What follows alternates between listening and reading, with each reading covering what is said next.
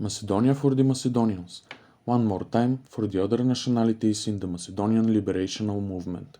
The Macedonian Revolutionary Organization or Committee was founded in 1893 in Saloniki, following the example of BRCK of Vasil Levski and Hristo Botev, renamed between 1894 and 1896 to Bulgarian Macedonian Adrianopolian Revolutionary Committees or BMARC.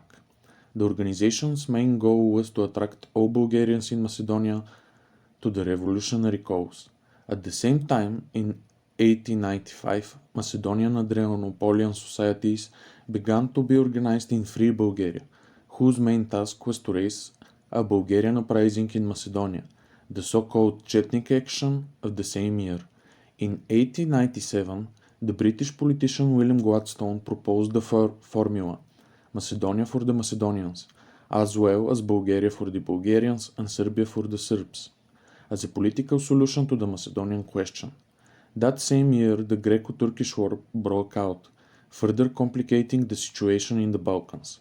Various statistics and ethnographic maps gave precedence to the majority groups, Turks, Greeks, and Bulgarians, but firstly, they were not an absolute majority, and secondary, that in addition to them in the various areas of Saloniki, Skopje, and Bitola Vilaets, there were significant minorities of Vlachs, Albanians, and other small ethnographic groups.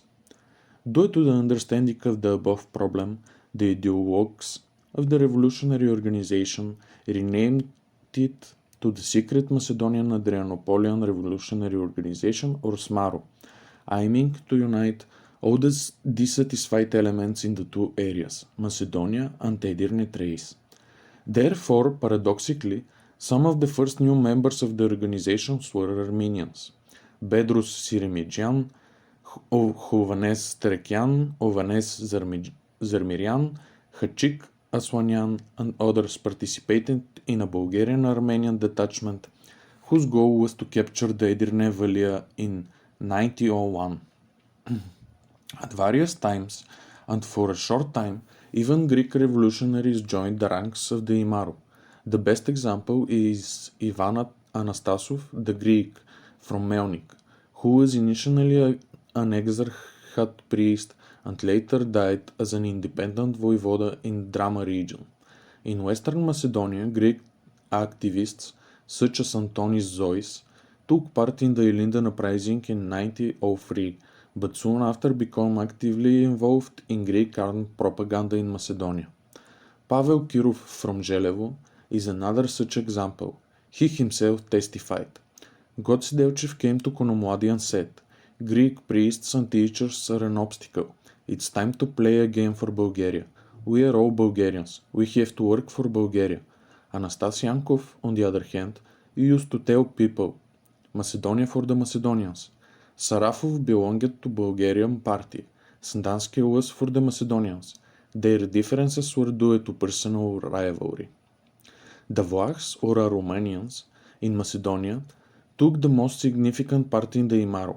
The greatest achievement of the Ilindan uprising, the Kruševo Republic, and the conquest of Klisura and Neveska in Kosto region were both with the participation of the Wallachian element.